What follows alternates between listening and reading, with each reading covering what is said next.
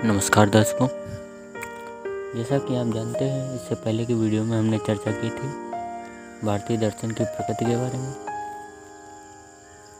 तो इस वीडियो में हम उस श्रृंखला को आगे बढ़ाते हुए ये समझते हैं कि भारतीय दर्शन की विभिन्न 6 धाराएं, जिन्हें हम सांख्य, योग, न्याय,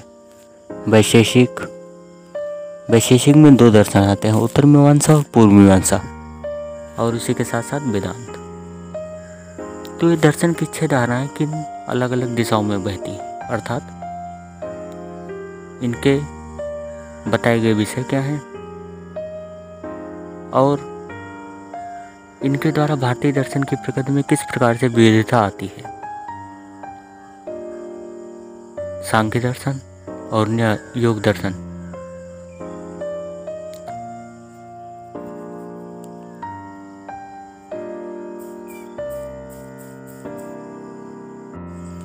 सांख्य और योग दोनों के बताए जाने वाले विषय एक ही हैं, अर्थात श्रेष्ठ की प्राप्ति, मोक्ष की प्राप्ति। किंतु सांख्य, जैसा कि नाम से स्पष्ट है, संख्या के बारे में बात करता है। किनकी संख्या है?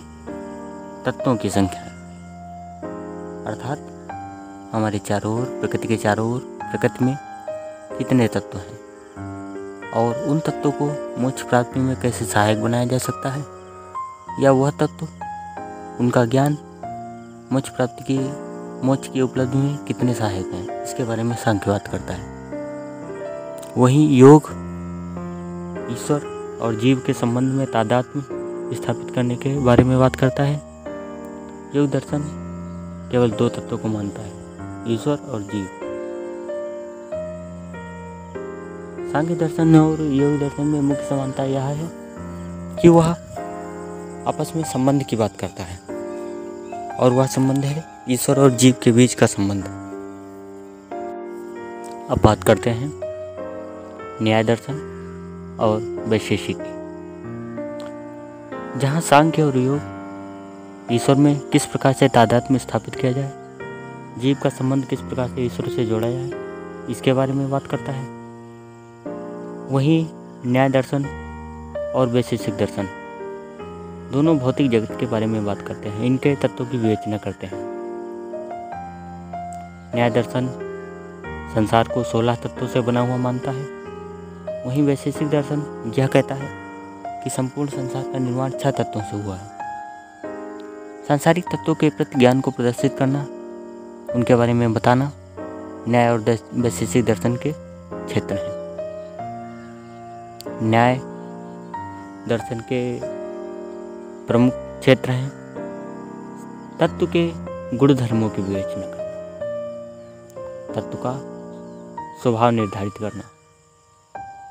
हमारे चारों ओर जो तत्व व्याप्त हैं उनको हम कैसे पहचान सकते हैं, उनकी शुद्धता की परीक्षा, उनके स्वभाव की परीक्षा कैसे कर सकते हैं। न्याय दर्शन को आदिवीक्षिकी विद्या भी कहते हैं, जिन्हें आचार्य कौटिल्य, जिन्हें हम चाणक्य भी कहते हैं, उन्होंने उन्हें त्रय विद्याओं से अलग चौथी आवश्यक विद्या माना है। वैशेषिक दर्शन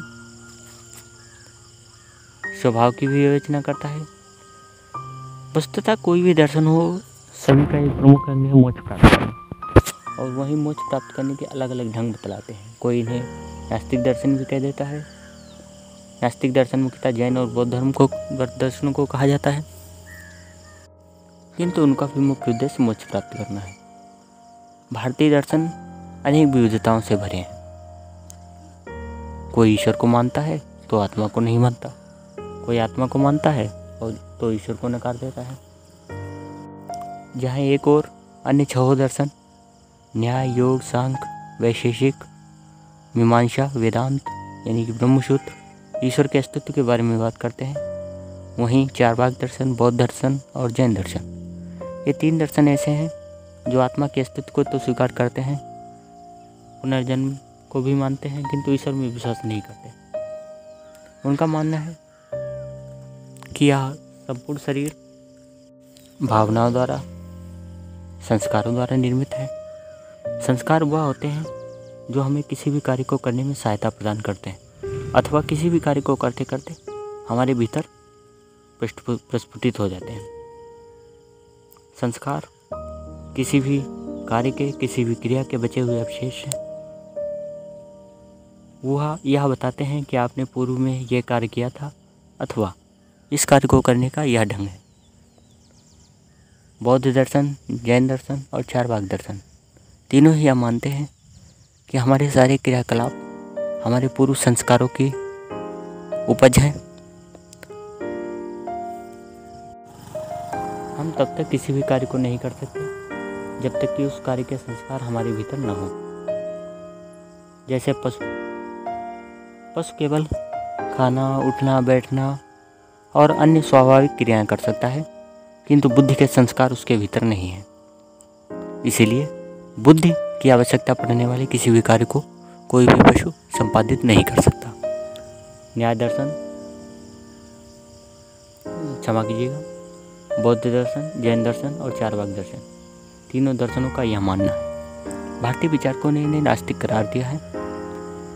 वस्तुतः नास्तिक हो या आस्तिक, यह भारतीय दर्शन की एक अलग प्रकृति को निर्धारित करते हैं। संक्षेप में हम कह सकते हैं कि भारतीय दर्शन 9 भिन्न भिन्न प्रकृतियों का निर्धारण करता है। उसकी पहली प्रकृति है सांख्य दर्शन, जो 26 पदार्थों के बारे में बात करता है। सांख्य दर्शन संख्याओं के बारे में बात करता है। संसार को 26 भिन्न भिन्न संख्याओं से बना हुआ मानता है। और सांख्य दर्शन मानता है कि मोक्ष की अवस्था को केवल समाधि द्वारा प्राप्त किया जा सकता है, अर्थात ईश्वर और जीव के तादात्म्य द्वारा। यह भारतीय दर्शन की पहली प्रकृति हुई। भारतीय दर्शन का यह क्षेत्र कपिल मुनि द्वारा प्रणीत है। योग दर्शन भी ईश्वर और जीव के संबंध के बारे में बात करता है, लेकिन योग दर्शन उसके अनेक भिन्न भिन्न मार्ग बताता है। योग का प्रकार बहुत है, योग का क्षेत्र बहुत व्यापक है और भिन्न भिन्न कालों में भिन्न भिन्न योग की पद्धतियाँ बताई गई हैं। सांख्य दर्शन जहाँ समाधि को अंतिम अवस्था बताता है, योग भी समाधि को अंतिम अवस्था बताता है।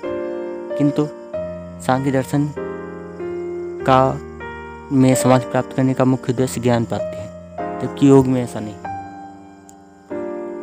योग लय योग, राजयोग, हठ योग, मंत्र योग, बिंदु योग, नाद योग, अनेक प्रकार के योग हैं जिनके द्वारा समाधि अवस्था को प्राप्त किया जा सकता है। न्याय और वैशेषिक भारतीय दर्शन की तीसरी और चौथी अलग अलग 2 मुख्य प्रकृति हैं। इनके भी अलग अलग क्षेत्र हैं, लेकिन वस्तुतः यह इस बारे में बात करते हैं कि किस प्रकार भौतिक पदार्थों के सत्य तत्व को जानकर, अर्थात भौतिक पदार्थों के सत्य स्वरूप को जानकर, अगर हमें किसी प्रकार से यह पता चल जाए कि जो सामने है वह सत्य है और वह किस प्रकार सत्य है अथवा असत्य है, यह जानकर हम अपने मिथ्या ज्ञान का नाश कर सकते हैं और ईश्वर की प्राप्ति कर सकते हैं। मिथ्या ज्ञान के नाश को न्याय दर्शन और वैशेषिक दर्शन में बताया गया है। वेदांत और मीमांसा भारतीय दर्शन की 5वीं और 6ठी प्रकृति। दोनों ही दर्शन मीमांसा अर्थात विवेचना के बारे में बात करते हैं। किसकी विवेचना? ब्रह्म की विवेचना।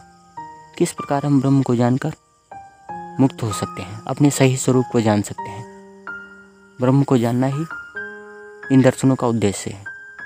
इस प्रकार यह भारतीय दर्शन की एक अलग प्रकृति का निर्धारण करते हैं। मीमांसा दर्शन और वेदांत दर्शन ब्रह्म के स्वरूप का विवेचन करते हैं।